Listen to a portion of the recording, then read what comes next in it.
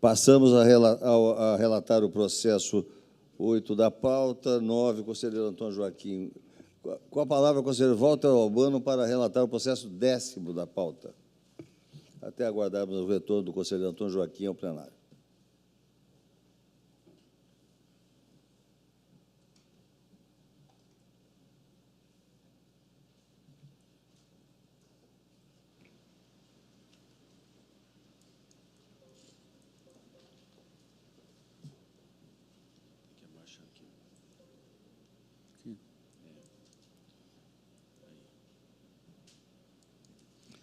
Senhor presidente, senhores conselheiros, senhor procurador-geral, trata-se de recurso de agravo interposto pela Assembleia Legislativa do Estado de Mato Grosso contra o julgamento singular 897 de 2019, que negou o seguimento ao recurso ordinário contra o Acordo 299 de 2018, sob o argumento de ausência de legitimidade e interesse recursal.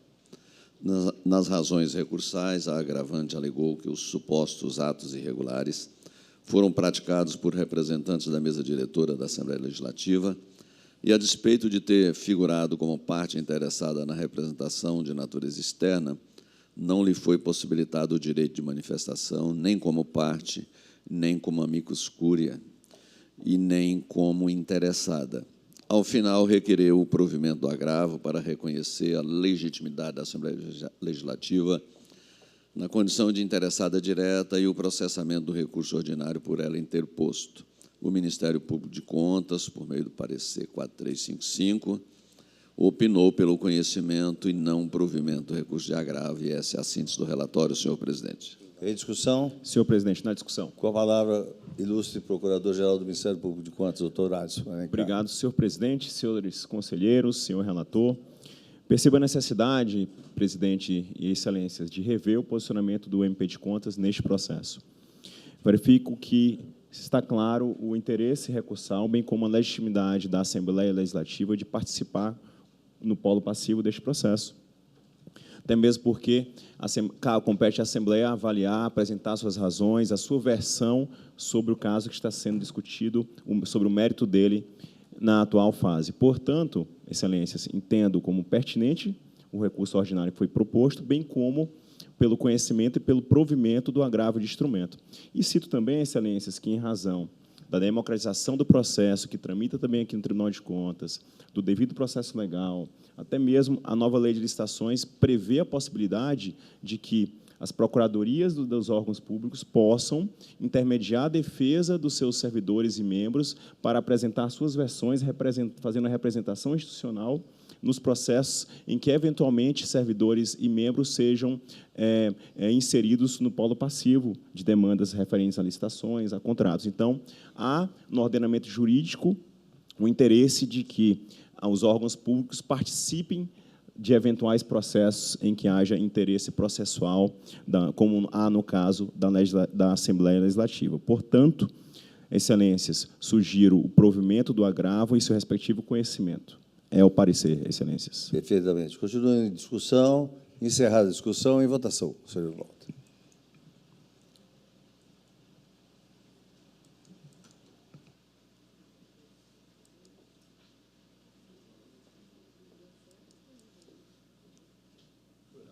Excelência, só quero também me dar por impedido nesse processo. Perfeitamente registrado. Solicito à Secretaria-Geral do Plenário que registre o impedimento do conselheiro Sérgio Ricardo.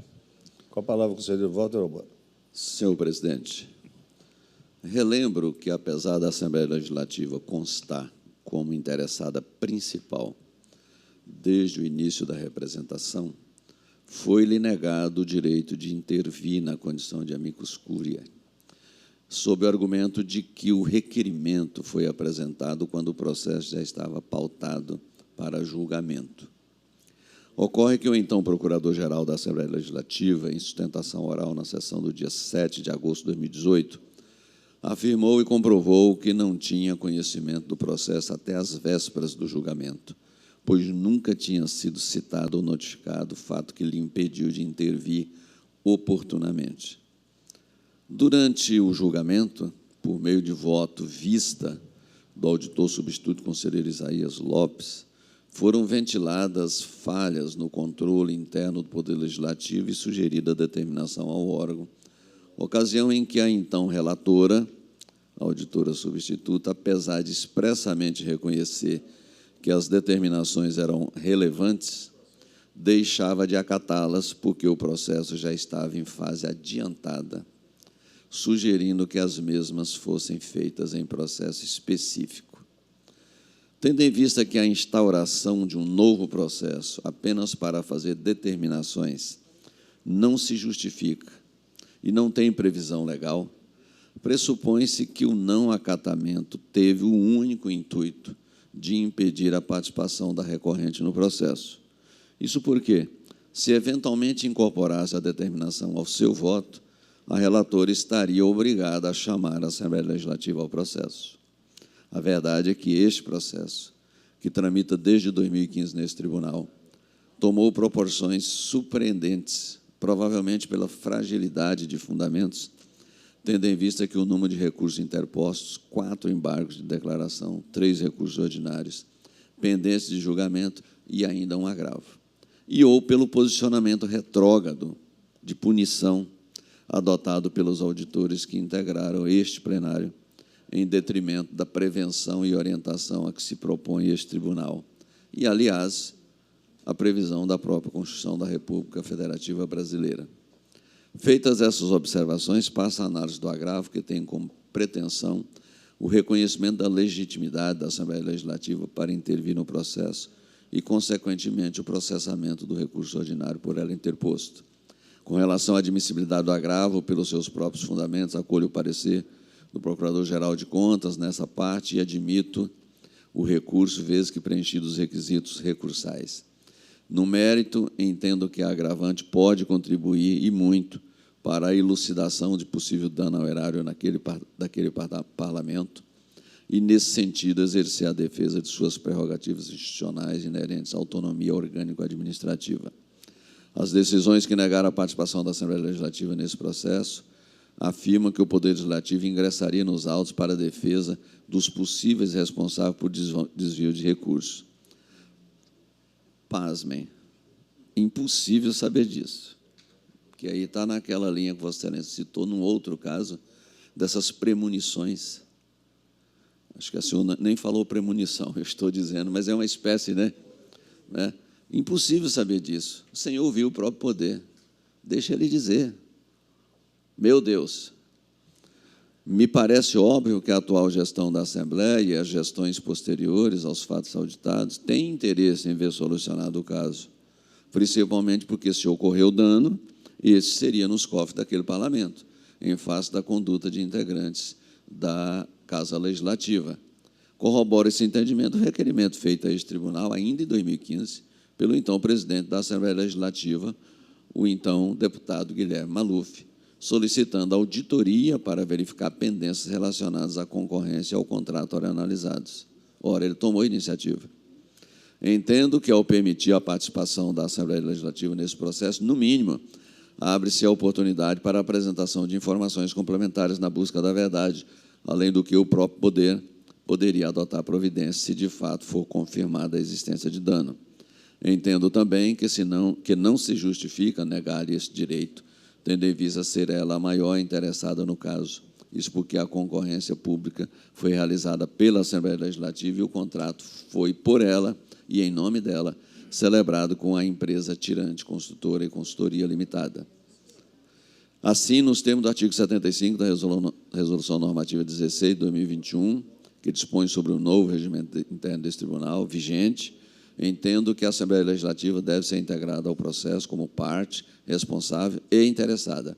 Responsável porque administra recursos públicos e possui um controle interno que, a princípio, pode ter sido omisso com relação à contratação auditada e aos recursos dispendidos. E interessada porque o eventual dano ocorreu nos cofres daquele parlamento por conduta de seus membros no âmbito administrativo. Além disso, nas oportunidades em que a Assembleia Legislativa se manifestou, por meio de sua Procuradoria-Geral, demonstrou de forma clara e objetiva razão legítima para intervir no processo. Diante do exposto, Acolho o parecer do Ministério Público de Contas. Agora, o parecer escrito e oral. O escrito em relação ao conhecimento do recurso, e admito, vez que preenchidos os requisitos determinados pela Resolução Normativa 16 de 2021 e pelo artigo 277 da revogada Resolução 14 de 2007. E, no mérito, acolho também o parecer muito bem prolatado aqui pelo Procurador-Geral e dou provimento ao agravo para reconhecer a legitimidade da Assembleia Legislativa do Estado de Mato Grosso como parte no processo e, como consequência, determinar o processamento do recurso ordinário por ela interposto. Esse processo... eu não quero nem comentar. Então, vou dizer o seguinte, presidente. Não é facultado a nenhuma autoridade, a nenhum juiz, cercear o contraditório e a ampla defesa. Não é facultado. Isso é crime. E, nesse processo, em relação ao assunto, se cometeu um crime. Agora, então, caso todo o plenário assim entenda, o processo volta lá no ponto onde foi cerceado para ter a trilha constitucional correta. Esse é o voto, senhor presidente. Senhores conselheiros que votam de acordo com o voto do conselheiro relator, conselheiro Walter Albano, permaneça em silêncio, e aqui nós contamos os votos do conselheiro relator, do conselheiro Antônio Joaquim, do conselheiro Valdir Teis e do conselheiro José Carlos Novelli, tendo em vista que estão declarados impedimentos os conselheiros Guilherme Maluf, Sérgio Ricardo e também Domingos Neto. Aprovado por maioria.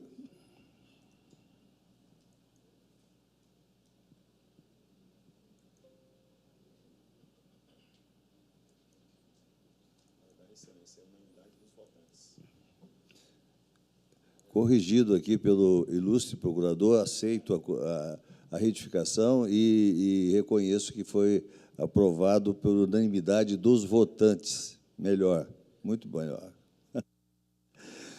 Processo 23.798, dígito 1, de 2017, relator conselheiro Walter Albano, acordo 342 de 2022, resumo de ementa. Assembleia Legislativa de Mato Grosso, representação de natureza externa, recurso de agravo interposto em face da decisão singular 897 de 2019, conhecimento, provimento do recurso de agravo, reconhecimento da legitimidade da Assembleia Legislativa de Mato Grosso como parte no processo, determinação do processamento do recurso ordinário interposto, publique-se.